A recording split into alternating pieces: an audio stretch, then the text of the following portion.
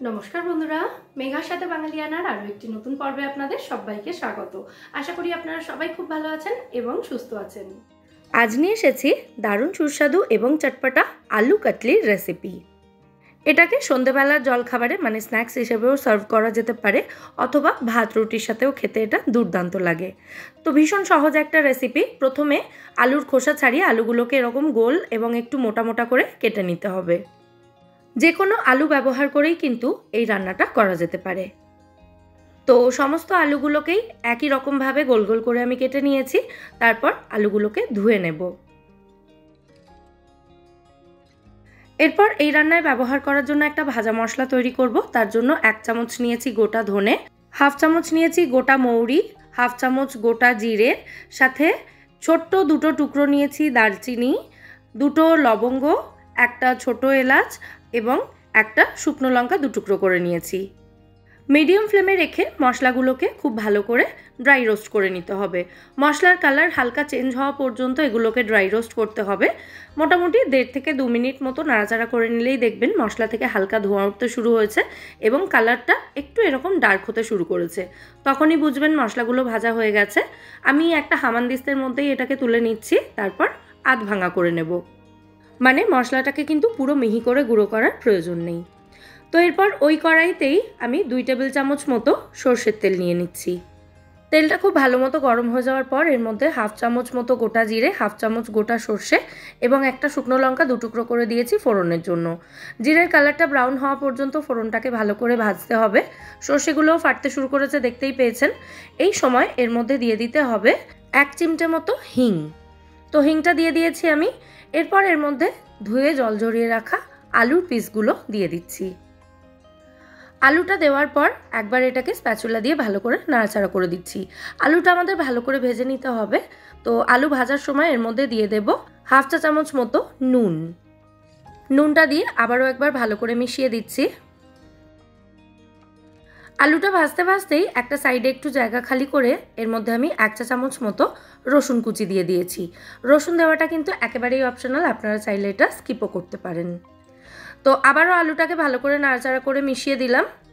এবার কড়াইটাকে ঢাকা দিয়ে আলুটাকে মিডিয়াম ফ্লেমে রেখে ভাজবো 2 থেকে 3 মিনিট মতো। যতক্ষণে আলুটা ভাজা হচ্ছে ততক্ষণে আমি হামানদিস্তাতে মশলাটাকে আধ ভাঙা করে রাখছি। আপনারা চাইলে কিন্তু মিক্সিতেও এই মশলাটাকে আধ ভাঙা করে নিতে পারেন। শিলে বা হামানদিস্তাতে গুঁড়ো করলে কিন্তু অবশ্যই গরম গরম মশলাটাকে গুঁড়ো করার চেষ্টা করবেন, তাতে এটা খুব সহজেই গুঁড়ো হয়ে যাবে, মানে ওই আধ ভাঙা হয়ে যাবে আর কি। আর মিক্সিতে করতে চাইলে অবশ্যই মশলাটাকে সম্পূর্ণ ঠান্ডা করে তবেই কিন্তু আধ ভাঙা করবেন। যাই হোক, এদিকে 2-3 মিনিট ভাজার পর কড়াইয়ের ঢাকনাটা আমি খুলে নিয়েছি। দেখুন আলুর একটা সাইড ভালো মতো ভাজা হয়ে গেছে। তো এবার এগুলোকে একটু নাড়াচাড়া করে উল্টে দেওয়ার চেষ্টা করছি, যাতে অপর পিঠটাও ভালো মতো ভাজা হয়ে যায়। তো আলুটা উল্টে দেওয়ার পর এর মধ্যে আমি পেঁয়াজ কুচি দিয়ে দিচ্ছি। এখানে 2টো ছোট সাইজের পেঁয়াজ এরকম স্লাইস করে আমি কেটে নিয়েছিলাম। পেঁয়াজটা দেওয়ার পর নাড়াচাড়া করিনি, কড়াইটাকে ঢাকা দিয়ে এটাকে আরও 2 থেকে 3 মিনিট মতো রান্না করে নিয়েছি, যাতে আলুর ওই অপর পিঠটাও ভালো মতো ভাজা হয়ে যায়। তো এরপর আমি কড়াইয়ের ঢাকনাটা খুলে নাড়াচাড়া করে দিচ্ছি।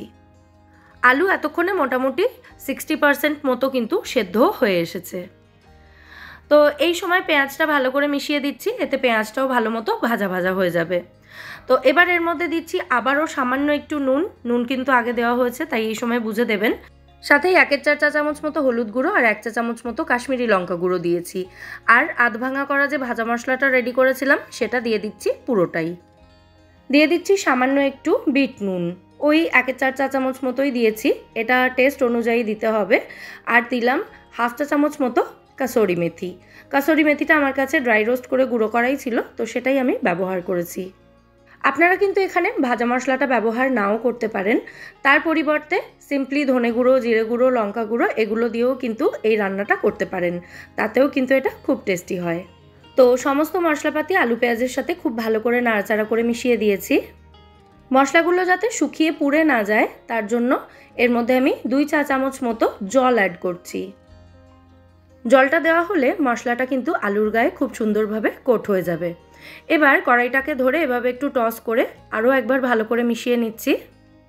তারপর কড়াইটাকে ঢাকা দিয়ে আবারও 4 থেকে 5 মিনিট মতো একদম লো ফ্লেমে রেখে এটাকে রান্না হতে দেব। মিনিট 5 রান্না করে নেওয়ার পর কড়াইয়ের ঢাকনা খুলে আবারও এটাকে আমি ভালো করে নাড়াচাড়া করে দিচ্ছি। তবে এই সময় কিন্তু খুব সাবধানে নাড়াচাড়া করতে হবে, কারণ আলুগুলো কিন্তু ভালো মতো সেদ্ধ হয়ে গেছে। একটা কাঁটা চামচের সাহায্যে আমি কেটে দেখিয়ে দিলাম, আলুগুলো কিন্তু খুব ভালো মতো নরম হয়ে গেছে। তো এরপর আমি এর মধ্যে 1 চা চামচ মতো পাতিলেবুর রস, একটু ধনেপাতা কুচি আর একটু রেড চিলি ফ্লেক্স দিয়ে দিচ্ছি। রেড চিলি ফ্লেক্স না থাকলে এটা স্কিপও করতে পারেন। ফাইনালি আরও একবার এটাকে ভালো করে নাড়াচাড়া করে মিশিয়ে দিচ্ছি। তবে আবারও বলছি, এই সময় কিন্তু ভীষণ সাবধানে আলুগুলোকে নাড়াচাড়া করতে হবে। আমাদের দারুণ সুস্বাদু এবং চটপটা আলু কাটলি এখানে একদম রেডি। কড়াইটাকে ঢাকা দিয়ে গ্যাসের ফ্লেমটা অফ করে কিছুক্ষণ এটাকে রেখে দিয়ে তারপর সার্ভ করে দিচ্ছি। শুধু মুখে খান অথবা ডাল ভাতের সাথে বা রুটি পরোটার সাথে, সব কিছুর সাথেই এটা কিন্তু জাস্ট দুর্দান্ত লাগে খেতে। আজকের এই আলু কাটলি রেসিপি আপনাদের কেমন লাগলো সেটা কিন্তু কমেন্টে অবশ্যই আমায় জানাবেন। আশা করছি রেসিপিটা ভালোই লেগেছে। যদি ভালো লেগে থাকে ভিডিওটাকে বরাবরের মতো একটা লাইক এবং শেয়ার করে দেওয়ার অনুরোধ রইল। সাথে আমার চ্যানেল মেঘার সাথে বাঙালিয়ানাকে সাবস্ক্রাইব করে আমার পাশে থাকবেন, আমায় সাপোর্ট করবেন। আর এরকমই নিত্য নতুন রেসিপির আপলোড নোটিফিকেশন সবার আগে পাওয়ার জন্য বেল আইকনটা ক্লিক করে অল নোটিফিকেশন অপশানটাও অবশ্যই অন করে রাখবেন। তাহলে আবার দেখা হবে পরের পর্বে নতুন কোনো রেসিপির সাথে। সবাই সুস্থ থাকবেন, ভালো থাকবেন এবং সবাইকে খুব ভালো রাখবেন। নমস্কার।